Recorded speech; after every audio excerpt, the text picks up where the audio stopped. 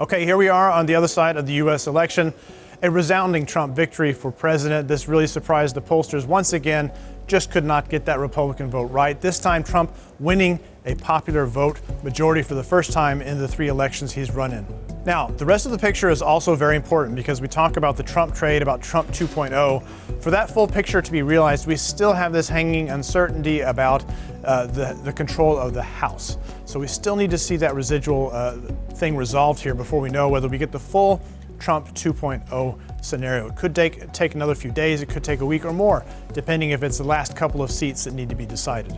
As well, either side will have a very small majority in the House, and that could mean policymaking is a bit difficult, both to block Trump if you're the Democrats or to pass things if you're the Republicans, if it's the narrowest of majorities. So with that out of the way, we have Trump winning, strong mandate, a very strong shift to the Republicans in the Senate. It makes it very easy for Trump to do policy there and get his appointments through for his administration. Now, market reaction. So we were kind of positioning for the Trump trade already coming into the election. We saw things like the dollar getting stronger, the anticipation of tariffs and a pro-growth agenda from Trump. We saw U.S. interest rates going higher, and we saw U.S. equities going higher. Again, pro-growth and the idea that Trump would be bad for the deficit, so for fiscal balances in the U.S. And that brings me to sort of a note of caution. So we've seen equities responding very positively, a new rally. It looks like we might open at all-time highs once we get to the U.S. session today. And we've seen this outperformance in the small caps. The reason for that is the small caps are anticipating new corporate tax cuts from Trump 2.0. Again, that means the Republicans would have to have control of the House. So there's some caution around that. But yes, small caps outperform because if we do see tax cuts, they are more domestically exposed in the U.S. to the tax code there relative to the big companies who have more of their revenue abroad. So watch that large cap, small cap difference depending on Trump 2.0 or not. And then we have this just sort of the general positive sentiment. Yes, it's great to have a pro-growth agenda. However, we also have to note 2 things here. So domestically for the U.S., we have the U.S. yields heading sharply higher here.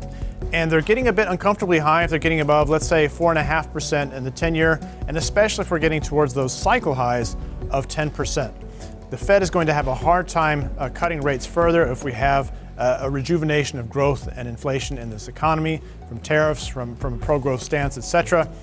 And I wonder at some point whether these yields, if they continue to go higher, become very uncomfortable for the equity market.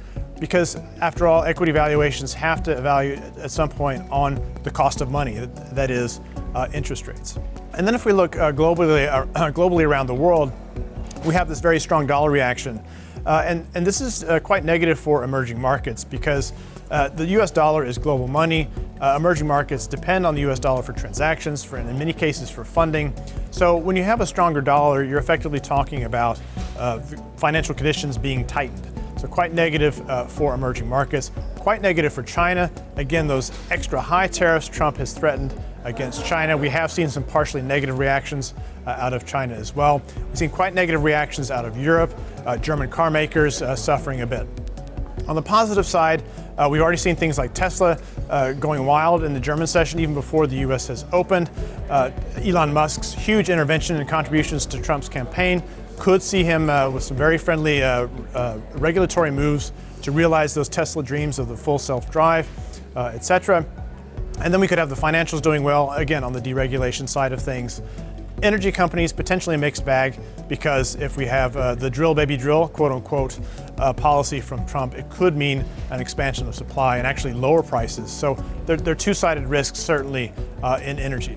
Shortly put, there's quite a big reaction here. It is deserved. This was a shock win, but let's see how things settle here. First of all, we need to settle whether it is the full Trump 2.0 that we get, whether the Republicans get control of the House, in other words, as well as the Senate. And then we need to establish if this market move can be sustained when we've already priced a little bit of it in before the election. Finally, we'll of course have to have a look at who Trump eventually appoints to various positions in his administration and the specifics of policy as that shapes up. So, an historic event here, the 2024 election going to Trump, and many questions as we go forward here, big movements in the market, and of course, you can stay tuned to our thoughts and everything we're analyzing here in the aftermath of this historic election on the U.S. Election Hub on the Saxo platform.